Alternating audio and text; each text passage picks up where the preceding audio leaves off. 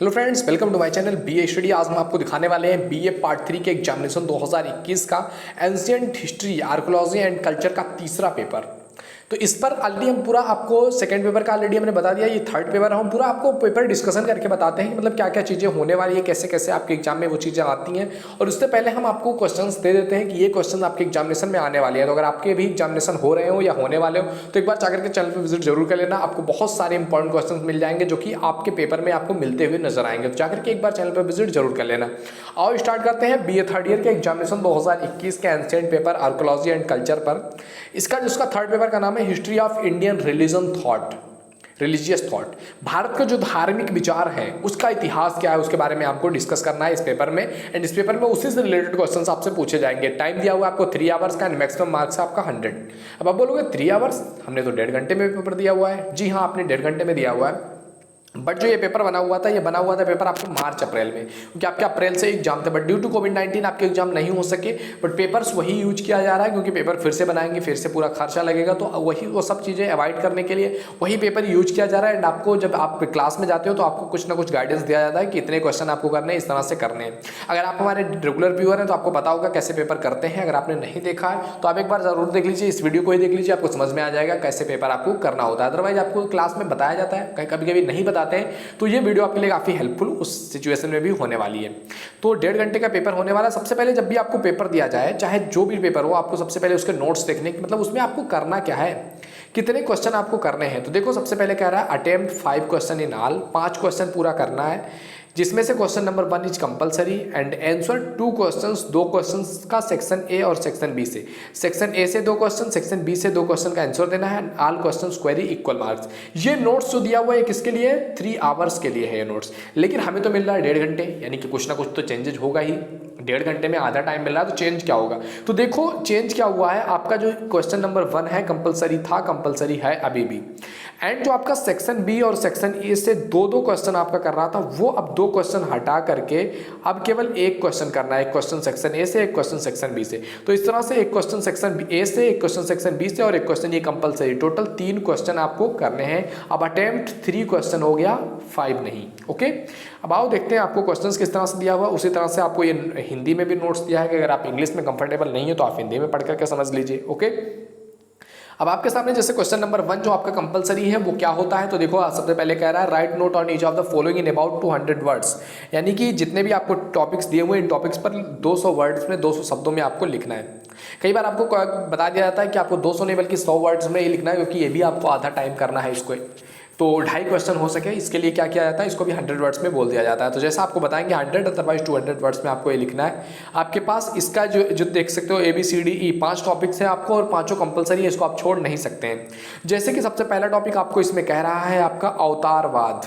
अवतारवाद का सिद्धांत क्या है? आपने देखा होगा कई सारे जो है ईश्वर के माना जाता है अवतार, कृष्ण को, राम को, और भी कई सारे अवतार हैं, कई सारे कहा जाता है, बहुत सारे अवतार ईश्वर के हुए हैं। तो अवतारवाद क्या है, इसके पीछे कॉन्सेप्ट क्या है, ये कैसे होता है, कैसे किसी को अवतार मान लिया जाता है, उसके पीछे क्या रीजंस हैं, इन सभी के बारे में डिस्कस करना ही है हमें इस टॉपिक पर। अगला है आपका अष्टांगिका मार्ग। अष्टांगिक मार्ग क्या होता है? ईश्वर को पाने का एक ही रास्ता है, अष्टांगिक मार्ग। तो क्या होता है इसके बारे में आपको डिटेल बताना है, आपने पढ़ा है तो इसको लिख सकते हैं आप। अगला टॉपिक जो आपको तीसरे नंबर पर है वो क्या कर रहा है आपका पंचरात्र। पंचरात्र क्या है इसके बारे में अगर आपको पता है तो आपको 200 वर्ड्स में लिखना है। पता है या नहीं पता है, आपको लिखना पड़ेगा, बिकॉज इट इज कंपलसरी। अगला क्वेश्चन आपका है इसके बाद जो 4th नंबर पर D नंबर का, शाक्त मत क्या है। शाक्त का जो कल्चर है, शाक्त का मत क्या है, वो क्या होता है, कैसे होता है, इस पर आपको लिखना है। और द्वितीय बौद्ध संगीत जो आयोजन किया गया था अशोक के द्वारा, द्वितीय बौद्ध संगीत, तो उसके बारे में आपको डिटेल बताना है। कौन आयोजित किया था, कैसे आयोजित किया था, उसमें क्या क्या चीज़ें थी, उसकी क्या महानताएं थी, किस किस चीज़ के, किस किस टॉपिक के बारे में वहाँ पर डिस्कस किया गया था, ये सभी चीज़ों के बारे में आपको क्या करना है उसमें बताना है। ओके, इसके बाद आओ देखते हैं अगला topic section A. Section A में क्या कह रहा है आप देख सकते हो, कह रहा है answer any 2 questions from this section, answer of the each question should be in 1000 word. क्या कह रहा है आपका 2 क्वेश्चन का आंसर देना है और 1000 वर्ड में होना चाहिए।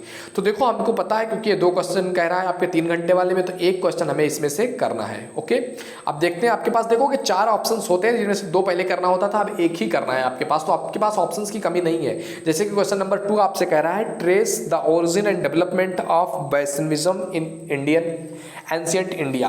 प्राचीन भारत में जो वैष्णव धर्म है, वैष्णव धर्म आपने नाम सुना होगा, इसका उदय कैसे हुआ, इसका विकास कैसे हुआ, कौन लोग इसको मानते हैं, किस क्षेत्र में इसको माना जाता है, इसके क्या रिलीजियस फैक्ट्स हैं, मतलब किन किन चीज़ों पर इसमें ध्यान दिया जाता है, मतलब पूरा डिटेल्ड आपको अध्ययन करना है, 1000 वर्ड में आपको लिखना है।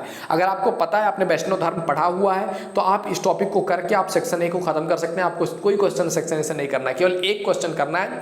आप अगर ये क्वेश्चन आपको पता है वैष्णव धर्म के बारे में, किसका उद्भव, इसका विकास कैसे हुआ, तो आप जस्ट ये क्वेश्चन कर दीजिए, आपका सेक्शन ए खत्म, और डायरेक्टली आप सेक्शन बी पर मूव कर सकते हैं। और अगर आपको इस क्वेश्चन का आंसर नहीं पता है तो आपके पास और भी ऑप्शंस हैं, जैसे कि क्वेश्चन नंबर 3 भी आपके पास ऑप्शन है। देखो क्या कह रहा है, throw light on the teaching of Gautam Buddha. Gautam Buddha की शिक्षाओं पर प्रकाश डालो। गौतम बुद्ध ने क्या क्या शिक्षाएं दी, उनकी क्या नीतियां थी, उन्होंने समाज को में क्या इंपैक्ट डाला, वो समाज को क्या सिखाते थे, उनको ईश्वर के ज्ञान की प्राप्ति कैसे हुई, इन सभी चीज़ों पर बात करना है कि उनकी क्या लेसन्स थे और समाज पे उस पर क्या इंपैक्ट पड़ा, ये आपको पढ़ना है। अगर आपको ये पता है तो आप इस पर 1000 वर्ड में लिख सकते हैं, तो लिख दीजिए। अदरवाइज आपके पास और भी ऑप्शन है, जैसे कि 4 नंबर ऑप्शन कह रहा है, डिस्क्राइब द कॉन्सेप्ट ऑफ जीवा और अजीवा इन जैन रिलीजन। जैन धर्म में जीव और अजीव की जो अवधारणा है उसकी विवेचना करो। जैन धर्म में आपका जीव और अजीव की जो अवधारणा है उसकी आपको विवेचना करना है कि क्या होता है जीव, क्या होता है अजीव, ये जो अवधारणा है उस कॉन्सेप्ट के बारे में आपको डिस्कस करना है। तो अगर आपको ये पता है तो आप इसका आंसर दे सकते हैं 1000 वर्ड में। अगर नहीं पता है तो आपके पास एक ऑप्शन और भी है क्वेश्चन नंबर 5 के रूप में।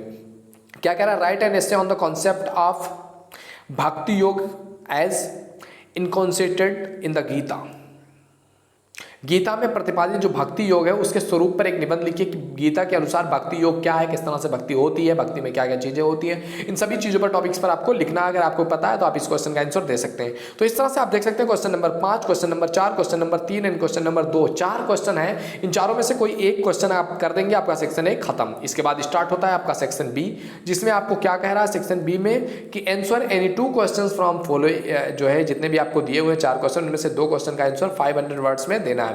तो आप देखो कि 2 नहीं बल्कि आपको क्या करना है, एक क्वेश्चन देना है। लेकिन इसमें थोड़ा सा चेंजेस होता है, क्या वो देखो आप समझो कि अगर आप क्वेश्चन नंबर 6 करना चाहते हो तो क्वेश्चन नंबर 6 में आपके पास ए भी होगा बी भी होगा। अगर 6 टॉपिक चूज कर रहे हो कि 6 मुझे करना है तो आपको ए भी करना पड़ेगा और बी भी करना पड़ेगा, यानी कि दोनों आपको हल करना ही पड़ेगा।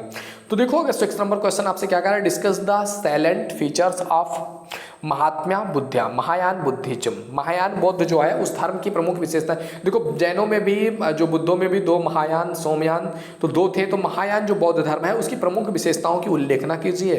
एंड बी आपका कह रहा है आप 6 में ही कि give a brief account of Shakya culture in ancient history. Bharat में जो शाक्य मत था उस पर संक्षिप्त वर्णन करो, संक्षिप्त विवरण बताओ। तो आपको अगर पता है 6 का बी नंबर और 1 नंबर महायान धर्म की विशेषताएं और प्राचीन भारत में शाक्य मत की संक्षिप्त विवरण, तो आप क्वेश्चन नंबर 6 पूरा कंप्लीट कर सकते हो। अब बस ये आप करके छोड़ सकते हो आपका सेक्शन बी में, और आपको कुछ नहीं करना है। लेकिन अगर आपको इसका आंसर नहीं पता है तो आपके पास ऑप्शंस के रूप में क्वेश्चन नंबर 7 ये रहा आपके सामने, जिसमें क्या कर रहा है कि discuss the sun worship in ancient India. भारतीय जो प्राचीन भारत है उसमें सूर्य की पूजा की जाती थी, उसकी विवेचना कीजिए, उसके पीछे रीजंस क्या है, उससे क्या फायदा है, क्या चीजें हैं, क्या कॉन्सेप्ट है, सूर्य पूजा के बारे में बेसिकली आपको बात करना है। एंड 7th का बी कह रहा है आपका बौद्ध धर्म में निर्वाण की जो अवधारणा है, द कॉन्सेप्ट ऑफ निर्वाणा, ये बहुत इंपॉर्टेंट कॉन्सेप्ट है, बौद्ध धर्म की एक नींव की तरह आप कह सकते हैं। तो बौद्ध धर्म में निर्वाण की क्या अवधारणा है इस पर आपको विवेचना करना है। तो अगर आपको सूर्य पूजा और निर्वाण के बारे में पता है तो आप क्वेश्चन नंबर 7 को प्रीफर कर सकते हैं। अदरवाइज आपके पास और भी ऑप्शंस हैं,